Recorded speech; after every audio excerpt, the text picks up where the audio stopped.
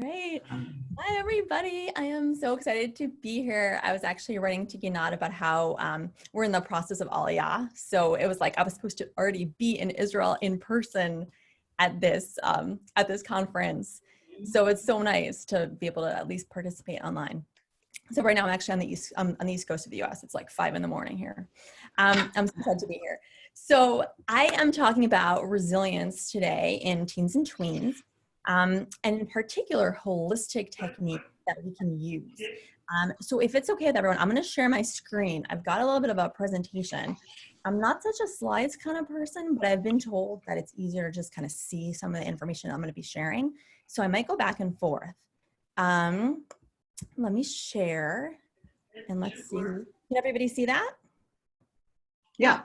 Okay, cool. So let me present this. Okay, perfect. So we're going to present. Awesome. All right, what I'm teaching about today, I call the resilience pyramid. 3 steps to teen resilience. Just a little bit about myself. I know I look young. I am older than I look. If I question a lot, people are like, are you? No. I have a teen of my own actually, but this is my final year wrapping up, a director of counseling at Mizrahi School. It's a day school in Cleveland, Ohio. I work with teens in various capacities as a high school counselor, as a director, and as a youth worker for over this point, it's been about 15 years. And I've also been a holistic practitioner at the same time. So I have training in EFT, TAT, NLP, if you've heard of any of these techniques, or modalities rather. And for me, it's been interesting, you know, being a school counselor and a holistic practitioner at the same time, and watching as, you know, as much as I try to teach some of these techniques to our kids in schools, you know, and I've done quite a bit of that, it's been tricky because in a school, there are limitations for sure. You know, and I've had to watch as many of the kids, you know, have had to be medicated or been referred to therapy for things like anxiety and depression. And of course, if that's the right move, that's the right move. But sometimes it's not, you know, and we often know that there are plenty of holistic techniques that can help, often very, you know, evidence-based. So I've moved to holistic teen coaching, which is what I'm moving to full-time now. As we move, we are making Aliyah this summer. So I'm excited. Mm-hmm. Thank you. Yeah. So my personal story with this is that the reason I feel so passionate about bringing this tools to our teenagers is that I was a incredibly depressed and anxious teen. You know, I was on medication, I was, you know, in therapy, and I was actually hospitalized twice for depression in high school. So it was severe.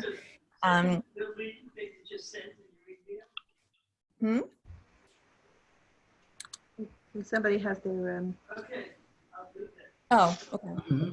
Oh, got it. So, okay, no problem. See, I'm watching my screen right now, so it's hard I can't see.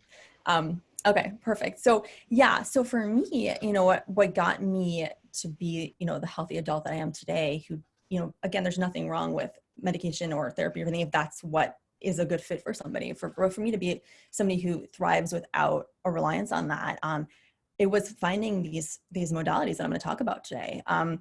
For me, like my gateway kind of drug to this was EFT tapping. I wish, like, for everybody to have a friend like this friend I had who was in college when I met in college, and he was one of those like friends who, like, he grew up in this house where like the parents were like these really eccentric artists and they grew marijuana in their backyard like before it was a thing, you know. And like they just like everything was they were just open-minded and open to all these new ideas, and I had grown up completely mainstream. And he's the one who like took me to this EFT tapping class, you know, and for those not familiar, I'll talk a little bit about it more, but it's this really strange looking acupressure technique that has been proven at this point in many randomized controlled trials to be as effective as cognitive behavioral therapy for things like depression, anxiety, PTSD, and many other things. So this is like an amazing, but back then it was weird. It was really weird. And he dragged me along, and that was kind of my gateway into all this sort of alternative techniques, which again, completely healed my depression and anxiety, and that I now teach to teens. So a little bit about why are we worried about our teens. You've probably, read about it in the media. We are really having a mental health crisis with our teenagers, our young adults in general. So right now, this is just some statistics, but 33% of our adolescents will receive a diagnosis of an anxiety disorder before age 18. 56% increase in teen suicide rates over the last 10 years, and a 52% increase in teen depression over the last 10 years. So, if we're comparing the kids, let's say from 2010 to 2020, I mean, it's crazy what we're seeing. And what I see is a lot of hand-wringing and finger pointing about what the causes are, right? And people are saying, well, maybe it's helicopter parenting. Maybe it's screens, that, the kids are, this is obviously, if not the cause, a contributor, right? The fact that their kids are, have access to the social media, the constant, Instagram comparisonitis and the 24-hour news cycle and the constant notifications going off in their pockets, helping, which is, preventing them from being able to really kind of settle into themselves. And, all this kind of stuff is happening. What I feel very passionate about is that while we try to figure out why all these issues are happening, right? Why we are seeing so many kids with depression and anxiety, and also eating disorders, addictions, things like that. At the same time that this research is going on, we have proven techniques that are holistic that have been, again, proven to help with exactly these things. And so in my mind, it is unconscionable that we are not bringing those techniques to every teen and tween on this planet. And these are free to learn, and I'm going to go through them. So that's what I want to kind of talk about today. And what I have here is what I call our resilience pyramid. So I'm going to kind of go through each of these pieces, but in my time, again, it's been about 15 years that I've worked with teens and tweens.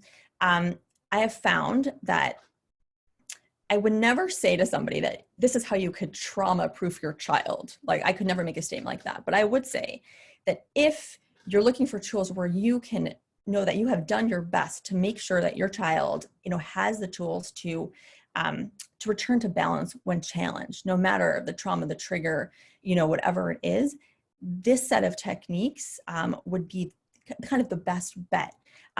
Some of them, again, are even proven to help with PTSD. So why not give these to the kids before they come into a situation where, God forbid, they see some sort of disturbing pornography that someone shows them on the bus. I mean, there's all sorts of things. They're bullied in the classroom, so many things that can happen. Giving the kids the tools ahead of time is ideal. And this exact series of tools I found to be tremendously effective. So we kind of go in order here. And that to me is of critical importance too. So I'm going to talk about, first of all, level one. And level one in the resilience pyramid is I can deal with outside stress, meaning if I have fluency in tools that address the trauma and daily stress that happens externally. So again, let's say someone bullies, your tween in the hallway and she's got a math test in 5 minutes and she's shaken up. What's she going to do, right? Or, unfortunately, you probably read about this, that like our kids have a lot more access to pornography, more of it's violent than ever before. We don't want to think about it, but we are having kids exposed at much younger ages, all sorts of things that can really disturb a kid. And we just can't assume that they're going to come to us every time there's an issue. So the critical piece here is giving them tools to neutralize that trigger. And again, I'll go over some of what those level one tools are, where, they can absolutely, access kind of that amygdala, that fight or flight response, that shaken up, triggered feeling, and bring it down to like a feeling of calm and less trigger. I'm going to go through kind of specifically some examples, okay? Level two is I can deal with inside stress. So once kids can deal with a kind of outside stuff that's coming at them and they know they've got a toolbox that can help, again, even if they don't feel comfortable going to mom or dad for that particular thing. Level two is I can deal with inside stress. So in the minds of most teens, and let's face it, I think many just people, right, is a lot of comparisonitis, a lot of negative self-chatter. You know, especially with Instagram and all that kind of stuff, like it's like a lot of comparing, a lot of I'm not good enough, or they should have invited me, you know, all sorts of things like that.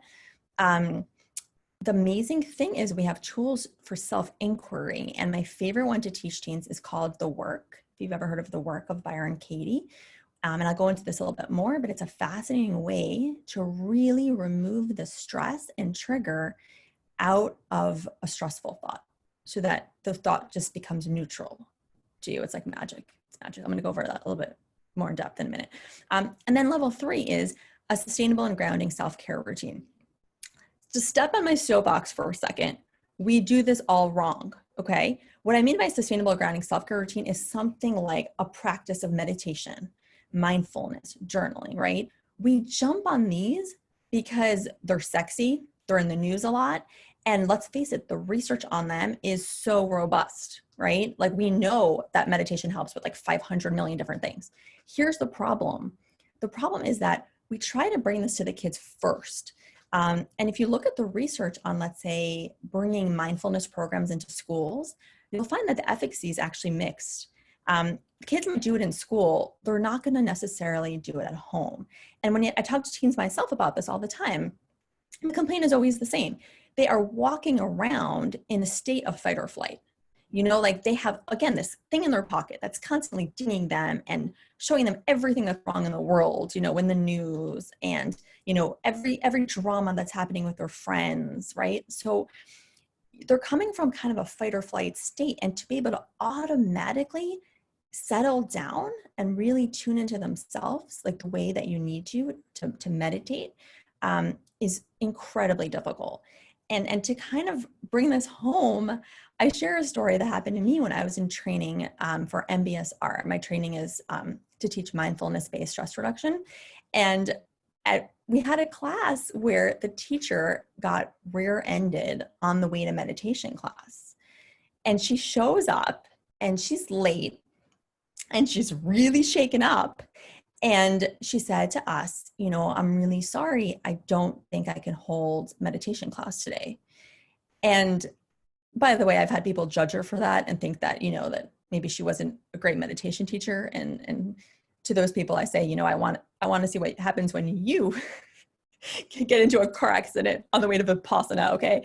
But anyway, point being, her point was, in a state of fight or flight and being shaken up, it's very, very hard to be able to meditate. So I feel very strongly, and I've seen this again and again, that we do this backwards. We're very excited about mindfulness. It's trendy. We're very excited about meditation. We try to bring this to teenagers and we throw it at them first. And then we wonder why they are not adopting a sustainable routine with that. So this is the pyramid, and I'm going to hop in to kind of each piece of it now. Because I'm sharing a screen, I don't think I can see questions. So maybe we'll just leave them for the end, if that's okay. You know, do you think that's okay to leave questions to the end? Yeah, and if anything comes up, I can also interrupt you if it's appropriate. Yeah. Okay, that sounds perfect. Okay. Okay, cool. So level 1, which again is that external stuff, right? Tools to neutralize external stress, trauma, triggers. If we have time, I'd love to do a demo with everyone and we'll find a tool to use, but we'll see. I don't know if we're going to have enough time. But a couple things, and this is, you know, I kind of wrote them out here, easily Googleable for people who, you know, want to look this stuff up.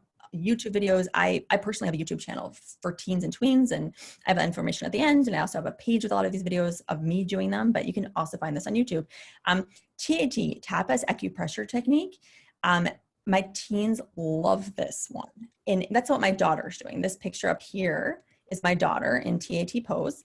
It's my daughter Talia. And basically what it does is it's the most fascinating technique. It's just a pose you hold. You think about the stressful issue. You walk through a bunch of steps. Again, there's numerous YouTube videos of Tapas Fleming, who's the creator, on YouTube doing it. It's been proven to help with everything from food cravings to PTSD in veterans. And it's been shown in brain imaging that it's actually changing the activity from your amygdala, which is your fight or flight kind of frantic, like survival, kind of spot to your frontal lobe, which is where your very thoughtful, like, kind of conscious thinking is happening, and you really remove the trigger. Okay, so that's huge. So our kids love TAP as acupressure technique. Second one I have here is EFT, emotional freedom technique / tapping. And I think most people have heard of this. It's been really fun to watch it come into the mainstream, because when I learned it, it was just super weird. Now it's like, I've seen it like in several different news clips on the Today Show and whatever. It's trendy now. The thing with EFT that's really, really cool is how evidence-based it is. So there's been dozens of randomized controlled trials.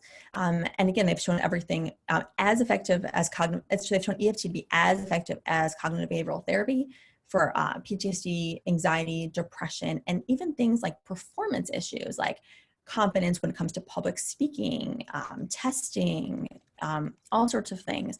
So for kids, especially who are skeptical, EFT is great. Another really nice thing about it, well, I guess what's about all of these, that's the point, is that they can do them on their own. They can step into a bathroom stall at school, in 5 minutes and just kind of tap. And again, for those who don't know, easily Googleable. And again, I've got videos on my site too, and YouTube too. And it's just a really interesting but bizarre looking acupressure technique where you're kind of tapping different points on your body. And it's been proven in multiple studies and I'm happy to send links to, again, for the skeptics in our lives, right? It's been proven to help with all sorts of issues. So EFT is great. The kids also like it because it's fun. Like, you're moving around, you're tapping, you're looking weird. So that's a hit. EMDR, there's a few aspects of this. Most require a practitioner. And again, that's what we're trying to not avoid, but I want the kids to be empowered to do this on their own. But some things like butterfly tapping, if you've ever heard of that with EMDR, has been hit. And havening, if you've heard of that too, is another one. It requires kind of stroking both sides of your body, repeating a few words, and that calming touch, which is kind of reminiscent of how a mom would stroke a child. Like it lights up the parts of our brain that help us be soothed. So that's a big deal too. The kids like havening. And here's what I want to tell you. And I meant to say this earlier. We only need one from each of these categories. If a teen wants to learn, 4 techniques for level 1 and level 2, good for them. That's not my goal. My goal is that they have a little toolkit where there's one tool from each of each of these categories, meaning from level 1, which is the page 1 right now, level 2 and level 3, one tool from each, and then they're set. I liken it to, like, in the US, we have Subway. I don't know if you have Subway in Israel, and probably, it's like, ooh, Subway. But no Subway. Do you have a Subway? Like, you pick a thing, like it's like one kind of meat, and then it's like one kind of sauce, and it's one kind of bread. Like, that's all we're going for. We're not throwing a lot of things at our kids who are already overscheduled. It's like, what resonates with them? Maybe it's EFT tapping. I have a kid who I have one kid who loves tapping, and I have another kid who hates tapping and wants to do this. The tap has acupressure technique, the TAT that she's doing in the picture here. We need to find one thing that resonates with our kids, and later I'll talk about how to get them to buy in. Okay. Devorah, I have a question for you. Someone's asking, is your explanation mainly for teenagers and tweens, or also relevant for adults? Great question. Everybody. Why I wanted to talk specifically about teens and tweens in this presentation is just because they're my people, but also because I'm adding this kind of end part, which is how to get them to buy in, because we know skepticism is their number one job. But otherwise, if you're not a parent of a teen or tween and you're listening, please know 100% relevant for you. I mean, this is stuff I use every single day. Like, there's not a day that goes by that I don't use TAT, tap as acupressure technique, before I go to sleep. And again, it's this amazing tool where I can kind of almost put it's like a mental bowl where I kind of put all the things that really triggered me or bothered me that day.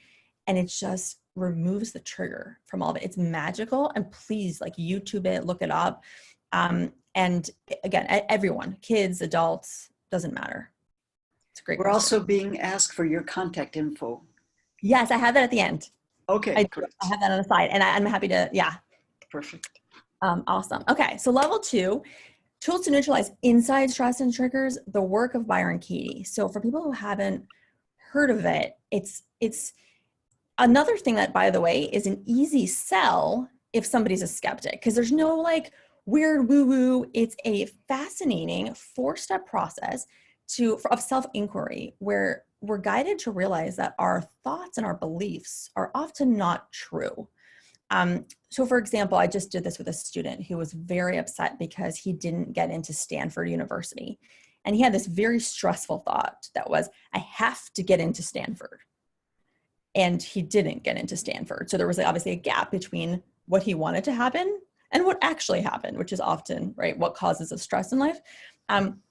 The work is a fascinating way to flip, to ask yourself, do I absolutely know that this thought is true?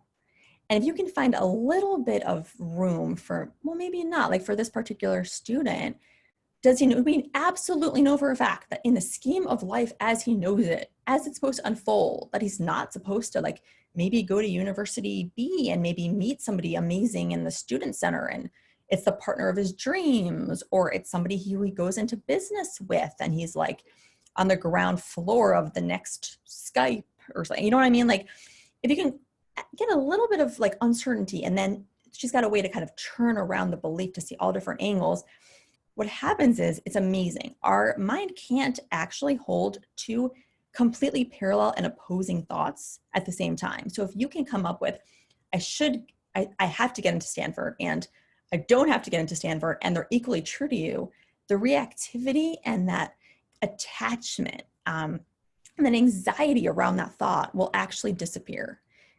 Trust me, it's really, really magical. And it's, again, another thing to look up, and kids absolutely resonate with this. So it's something that will help them every time that you've got a negative thought. Again, this is the internal piece. Like, can they figure out that their beliefs aren't always true? Like we do a lot of this in the school setting, right? Because I'm a high school counselor. So, that teacher shouldn't have dress coded me, or those kids shouldn't have left me out, or, all that can be flipped around, and all that stuff, the stories around it and the stress around it can disappear. So we use that a lot for neutralizing inside stress and triggers. Again, and that too is totally available on YouTube. If you look up Byron Katie, you'll find so many videos of her walking people through these processes where they were so attached to a stressful thought. Even really, there have been some that are like mind-blowing, like one where you'll have to see them, but there's so many where like people's like entire lives were predicated on these thoughts, like my father shouldn't have died when I was young, or my mother doesn't love me, like all sorts of things, and her helping them turn it around to remove the stress. So that is what we recommend for level 2, which again is that kind of that piece of inner quiet, right? At that point, we can move to level 3, which is a sustainable and grounding self-care routine. So what I want to say for this is a lot of us who meditate have a very set way that we think meditation looks. And with teens, we have to get very creative about this. So there's a lot of different ways, that the kids can meditate or be mindful or, or journal. And we need to be open to that. I have kids who, they maintain meditation is not for me, it's not for me, it's not for me. And then in MBSR, mindfulness-based stress reduction, which is my training, we have an eating meditation. And, as long as we're sure there's nobody with like an eating disorder in the group, because you've got to be sensitive to that. But like some of the kids, that's their thing. Like they could do mindful eating forever. Like they're fascinated by, meditating with food. Some of the kids, especially my athletes, are really intrigued by walking meditation, body scans, things that are really body focused. And some of them will just do like a mindful moment, like the athletes, like at basketball practice, like taking a second to kind of feel the basketball in their hand, feel how their body moves as they head towards the basket, right? So it may not look like how, maybe we meditate for like 30 minutes straight and like, it's not going to look like maybe how we do it, but what's important is just that they have something, and they're taking some time. And again, this is much easier to access if they've already know how to kind of quiet down external and internal stress. And journaling is super helpful too. I find that the teens can really get into journaling. And all of this, again, this is what's beautiful about this and the pyramid is that it's all research-based. There's evidence to support this all. I'm not someone who needs that in my own life. And for my own kids, I've taught them all sorts of other things like muscle testing and, Reiki and all that. I mean, Reiki might be evidence. I don't know the status of Reiki goes for evidence-based. I don't know. But my point is this also works, has worked for me even in a school setting in that all of this has research that underpins it, which is helpful. So I wanted to just talk more about getting your teen or tween to buy in, okay? By the way, if you're watching this and you're not a parent of a teen or tween, if you're that person who asked the question, I think this could probably apply to anybody skeptical in your life, right? Like anyone who's like, I don't really see why this is important, okay? But for teens and tweens, it's really ironic, right? Because the fact of the matter is they need this stuff the most because they're going into a really more challenging time of life, right? And it's, again, more challenging than it was ever for us. Our adolescence was never was just not as stressful. I mean, I guess I can't make a judgment like that, but we didn't have all this stimulation and all this kind of trauma. I really feel like so many kids are walking around with, PTSD that we don't even realize. So it's a completely different story, right? So how do we get them to buy in at a time that they are as skeptical? I mean, so that's the irony, right? Is they need this more than ever.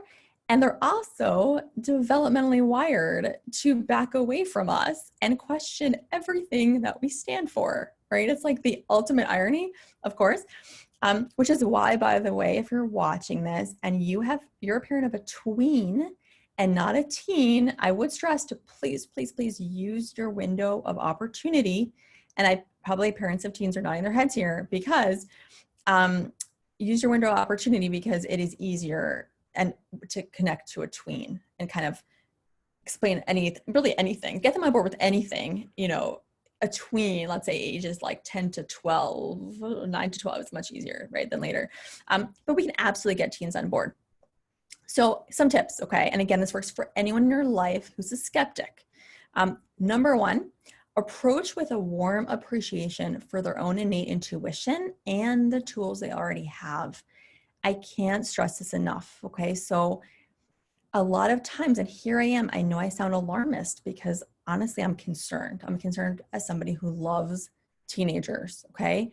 And has worked with them for 15 years. That being said, there is nothing more repellent to a teenager than an angsty or desperate parent, right? And by the way, again, if you're not a parent or teen or tween, I think there's probably very little that's more repellent to anybody than someone anxious and desperate to teach them something because they have to know this because they're, so it's very important. And besides for the fact that maybe the goal is to get them to buy in, but even that aside, it's just such a beautiful, respectful way to, deal with another human being, to approach them with their warm appreciation for the fact that they have their own inner compass. They have their own beautiful innate intuition. They are beautiful, beautiful human beings who come into the world with their own beliefs, their own thoughts, and they already have tools. It is amazing when I talk to teens, and I was just working with an ADD teen, a teen with ADD this week, and he had a lot of overwhelming anxiety that really was helped by a lot of these holistic techniques like tapping. But he had his own ways that he had compensated for his overwhelm for years and years. And they were really creative. And that needs to be acknowledged, and the more we approach with a real, genuine, just authentic appreciation for, oh my gosh, you are amazing. You are so wise and valuable in your own right. You have so much to teach me, because that is the truth of our teens. I mean, of anybody, right? That in itself is special and important. But by the way, that often will make them more likely to hear what you have to say. Okay, so that's, I think, my number one tip across the board. Number two, summarize the research, frame it in terms of peak performance. So I have to tell you, and it's probably not a surprise, there is nothing sexy about resilience or inner peace for a teen or a tween. Like, that is not attractive. But what is attractive is peak performance in that, for example, EFT tapping has been linked to improved sports performance. Like there have been randomized controlled studies that have shown that they have helped tremendously with basketball performance, for example, soccer, golf, although that doesn't appeal to the kids as much. Meditation. I mean, there's tons and tons of meditation studies on how it helps with peak performance, everything from musical abilities to studying, you know? So, you know, figuring out what your kids' passions are, what do they want to be better at, what really interests them. And there's definitely going to be a study, right? I mean, I can't guarantee it, but everything from, you know, being a more confident public speaker to being a better student to, again, being a better athlete. So many CEOs of Fortune 500 companies are totally upfront about how they meditate, and they couldn't deal with the stress of their jobs without it.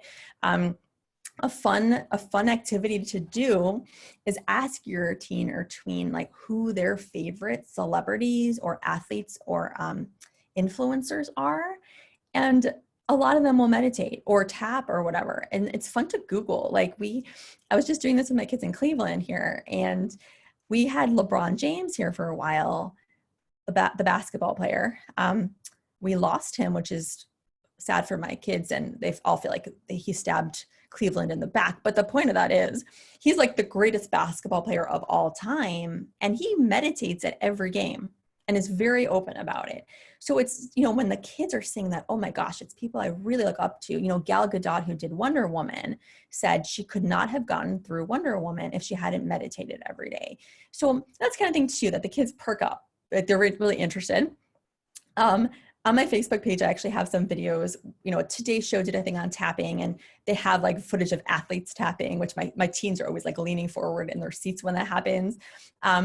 So that's really cool. And again, like the more we can talk about peak performance, yeah, they'll get inner peace, but that's not attractive to them, okay?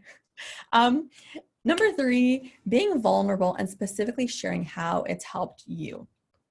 I think that we don't do this enough. Like, I think, you know, being here in this conference, I know we're interested in holistic modalities, right? We're, you know, more conscious, you know, about, let's say, maybe the different ways that we kind of process our emotions, let's say, or eat, or any of those things, right?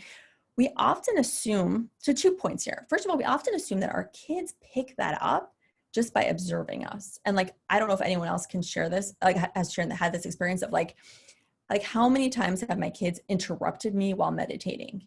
Like if I had a dime for every time that happened, I would be rich, you know, like, or how many times have I like schlepped my kid to a kinesiologist or some alternative practitioner? It doesn't matter. They need to be formally taught this. Like they need to be formally taught this so that under pressure or in a sticky situation, they're fluent in it. And part of that is by actually talking about it, really kind of making this almost like a training, like this is an important skill for them to have. I have in the bottom corner, I wrote, this is too important to leave to chance, because I really, truly believe that. But back to number 3, being vulnerable, because teens really resonate with vulnerability and authenticity, specifically sharing how it has helped you. So for my own kids, I share this. For my teens at school and in my practice, in my holistic practice too, sharing, you know, even my stories about being a teenager who was really suffering and how these tools pulled me out of that. Or even in my day-to-day, if I'm giving a speech at school in front of a packed auditorium, I'll share with my students, you know, I got to go tap first because I'm feeling really anxious about this speech. I'm going to go do some EFT tapping in the bathroom or in my office, and then I'm going to go speak. So they see it. They really see that it's helping me, and I'm sharing vulnerably how I use these tools. It makes a huge, huge difference. And it probably goes without saying, but I'm going to say it, that if you're not using the tools yourself, it is really, really hard to get your kid to buy in, right? Because again, teens can sniff authenticity or the lack of it from a mile away. It is their number one, that and skepticism, right? Those are their number one jobs. So I've had parents say, well, I really want my kid to meditate. I think that's wonderful and important. And if you yourself are not, it will be much harder. Okay. So that's step number 3. Number 4, if you can't do this, if you can't, you know, and not everyone wants to have this role with their teen, you know, like I know how to play tennis. I don't want to be my kid's tennis coach, right? Like I'd rather save our relationship for other things. If you can't do it, find someone who can. Okay. this is not a plug for my services, although I do this. I do run circles online and offline for teens, and I do one-on-one. But that being said, there are people in your community. I mean, we're a group, again, of holistic, consciously minded people. I'm sure there are also people in your community who are EFT practitioners or who teach meditation or something. And if you don't want to do it, that's so understandable. So it's so often so much easier for our teens to get something like this from somebody else. And then we just get the job of loving them, you know, and not convincing them to learn something or whatever. But, you know, this is something that is worth investing in, because this is what's going to get them through tough times, is having these techniques to fall back on. So finding someone in your community, or again, I do this as well, you know, in my business, but finding someone who can absolutely like just impart this stuff in a really loving way, and in a way that makes it stick. And again, it doesn't have to be all the things, right? It could even if you just match your kid up with an EFT practitioner and they get training in EFT. My girls actually got enough training that they could be level 1 practitioners, because that was important to me. And that wasn't training I did for them either. Like I sent them to a friend because that was easier for me. So that's kind of what I would leave you with. If you can't do it, that's no problem. That's being a mom of a teen, right? Or a dad of a teen. Like a lot of times it's easier for us to keep our relationship about, you know, just loving them and appreciating them, and maybe not necessarily teaching them a new thing, especially if they're a little resistant, but often they'll be open to doing it with somebody else. So that's basically it. Here's my contact information. And yeah, I've got my page on Facebook is Devorah. It's just called Devorah Goldblatt. My website's up here. I'm so easy, you guys. It's just devorahgoldblatt.com. My email is just devorahgoldblatt@gmail. And I do have a free Facebook group for any moms who are interested. It's called Holistic and Conscious Moms of Teens and Tweens, where we do trainings on all these modalities and things. So I'd love to see you in there. And I'm going to stop the share and see if anybody has any questions. Let's see. Thank you for listening, everybody. Bravo. Thank you. Thank you so much. Wow. So Are these methods effective for serious mental illness, teens under medication, etc.? And it was fantastic, by the way. I went to Scharfman with your mother. Amazing. It's such a small world. So fun. So yes, that's a great question. So of course you wouldn't want to take somebody off of a medication and, you know, without a doctor's supervision. That was exactly my situation. Again, I was hospitalized twice in my 10th grade year for such severe depression. And I was able to, you know, completely get rid of any medication or therapy or any of that, just using these techniques. And I've seen it in many teens. Again, if someone's already on medication, you want to, you know, have the right supervision with their professional.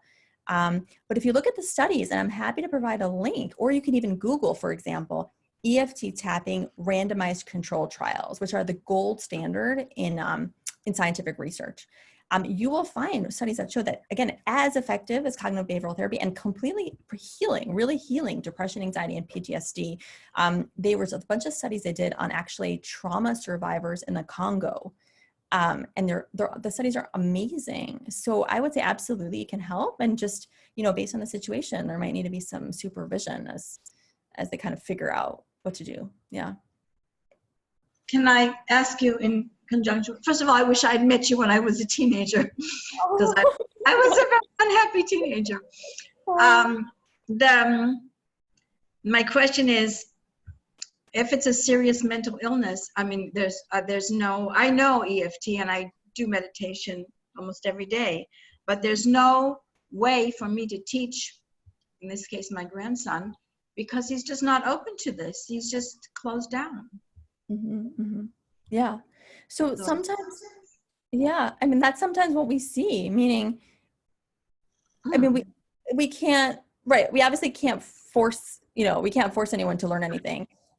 Again, if we start from the place of coming from this like real warm appreciation, for example, for your grandson, I'm sure he has had so many ways that he has compensated for the difficulties that he's had in his own really beautifully wise way. And sometimes when we're very close to the situation, it's so hard to see it, because we really want them to look like we really want them to present and feel the way we want them to. and the, you know, what we expect them to. And often I find, like, I'll talk to some extremely depressed kids, you know, on medication, in therapy, and I find that actually they have beautiful ways that they've had to kind of develop themselves, to kind of to compensate, to bring themselves back to balance as much as possible. And often when we can really fully appreciate, which sometimes takes inner work, I think on my part, on the parents' part, right? But the kids will often really kind of, that's what you need. And then they'll kind of lock in and be like, okay, now you really see me. Like, you really see me, and now I'll hear what you have to say. So I don't know if that helps at all, but yeah, sometimes it's about planting seeds. I have one kid who would not buy into it. And then I just started leaving stuff around. Like, what did I leave around? Like, you know, there's a good EFT tapping book for kids, and I kind of left it on the sofa. This is one of my own children. And that was like a real stab in the heart. Okay. Right? Because it's like, oh, like, but then I realized what a gift it was, because really, how could I go be teaching how, you know, here's how you would teach this stuff to your teens if my kids learned it easily, right? So the gift was that I had to struggle and figure out, and what ended up working for me was that this daughter of mine didn't want to do it with me. And I worked on the relationship enough that she was, you know, fine with my suggestion to go work with a friend of mine. So sometimes it's also finding the right person, you know, helps a lot. Mm-hmm. Yeah. Right. Yeah. I liked your example of using role models who are athletes, and there's certainly a good incentive. Right. Like LeBron James, especially for my Cleveland kids. It was like, wow, LeBron meditates. Yeah, that was fun. Yeah. Thanks, Ellen. Anybody else have a question or anything? Awesome. I don't know if there's any more. I have a question. And can I just ask?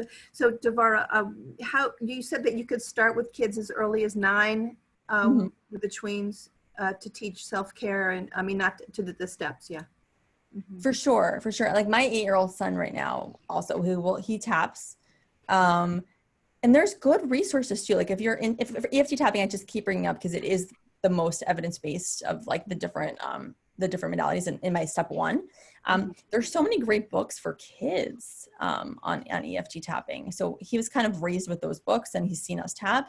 That being said, the most elegant technique I find for something really quick as the kids are going to bed is not tapping, it's TAT. And it's like a simple pose. I don't know, have you heard of TAT? Tapas acupressure? No, I haven't. I'm going to look it up. It's worth looking up. And it's amazing because, someone was just reading the pose, right? Yes. So, yeah. So, but you're not Yosef really, but it says Yosef Brown. Yeah. Yeah. So one of the women is doing it. Can you show us the pose right now, just to show it to us? Sure. So the pose she's doing is this, which is the one my daughter was doing in the picture on my presentation. Yeah, it's also called, I've heard it called the headache hold or the neurovascular hold. I've got like one hand kind of with my thumb where the base of my skull is across the back of my head, and then the other hand across. The more like, she's got a very specific pose, which is a little bit more specific, where she's got like, you kind of have to watch her videos, but she's got her thumb in one corner, her other finger in there, and then like a third on the third eye.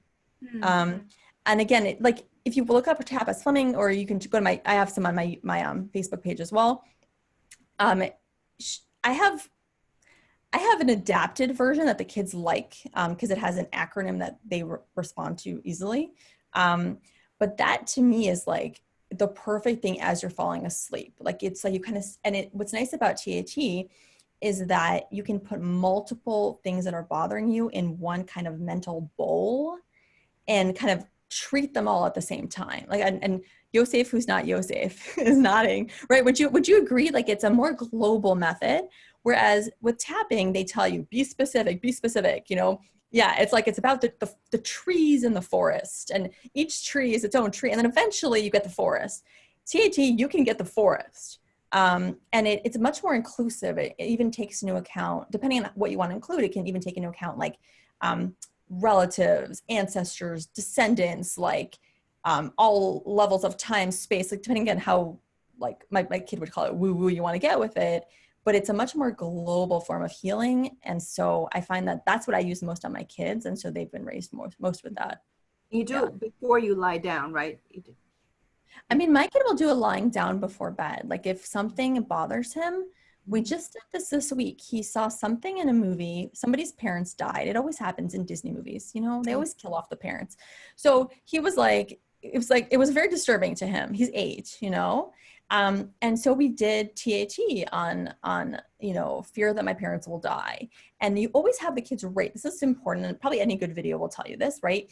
So that you can really see the difference. You ask them on a scale from 1 to 10, if 10 is, this is so terrible, you know, and 1 is, if you say, I don't know if you've probably heard this before, right? Rate it. So and if 1 is like nothing. So his fear and his worry, he rated at like a 9, an 8, 9. And then by the time we did 1 round, it was down to a 3. And then we did 1 more round and then it was a 0. And he said like, oh, I can't believe that ever bothered me, mommy. So Wow. yeah. Amazing. Yes, the studs level. Thanks. Where are you moving to in Israel, Devorah? We're moving to Talmont. Oh, my daughter, my husband's daughter lives there. We're there often. Oh, that's so nice. Okay, cool.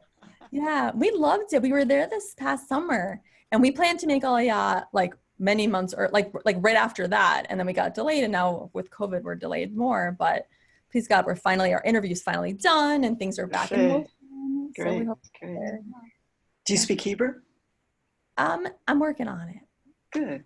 Yeah. Laat, laat. Laat, exactly. Or as we say, shwaya, shwaya. Yeah. So let me thank you while I have this moment, this opportunity. It's been a wonderful presentation and well received. And we thank you very much.